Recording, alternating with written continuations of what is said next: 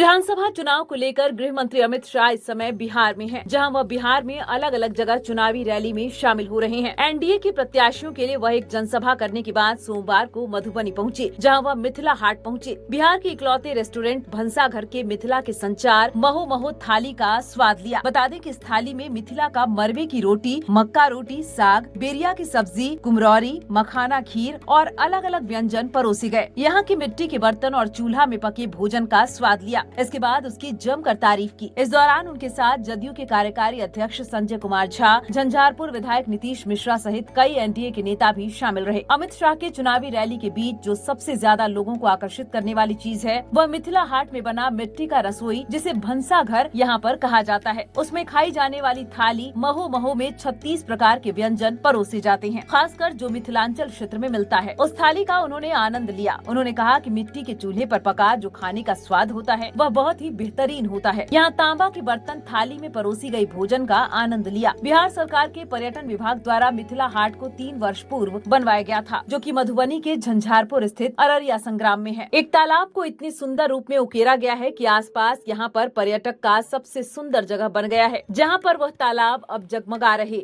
लोग नाव से घूमते हैं। स्टे करने के लिए रेस्टोरेंट, स्पा, जिम के साथ यहाँ पर घूमने के लिए अच्छी जगह, क्राफ्ट के लिए और साथ ही साथ खाने के लिए महंगे रेस्टोरेंट से लेकर मिथिला की परंपरा अनुसार भंसा घर का भी यहाँ इंतजाम है, जो कि प्रतिदिन लोगों की यहाँ पर काफी भीड़ रहती है। मधुबनी का मिथिला हाट न सिर्फ मधुबनी या मिथिलांचल का बनकर रह गया है, बल्कि यहाँ पर देश के लिए भी यह एक आकर्षण का केंद्र बन गया है। चाहे गृह मंत्री आए या फिर कोई और केंद्रीय मंत्री, वित्त मंत्री निर्मला सीतारमण और तमाम मुख्यमंत्री से लेकर अलग अलग नेता और मंत्री यहाँ पर पधार चुके हैं। सब भंसा घर का संचार थाली और यहाँ के मोह मोह थाली का स्वाद लेना नहीं भूलती हैं। मिथिला हाट में कुछ ऐसी चीज है जो लोगों को आकर्षित करने वाली है, जिस कारण बिहार के मुख्यमंत्री, देश के वर्तमान वित्त मंत्री हों या फिर कार्यकारी जदयू के अध्यक्ष, पक्ष के नेता, विपक्ष नेता, सभी पहुँचते हैं। यहाँ पर बताया जाता है कि फर्स्ट क्लास ठहरने की व्यवस्था की गई है, इसलिए जितने भी बड़े नेता आते हैं उनके लिए विशेष ठहरने की व्यवस्था की जाती है, ताकि सुरक्षा के साथ एक आनंद और अच्छा अनुभव कर सकें। ऐसे में भंसा घर के साथ साथ यहाँ पर मिथिला से जुड़ी मिथिला पेंटिंग की अलग अलग स्टॉल, जूट कला,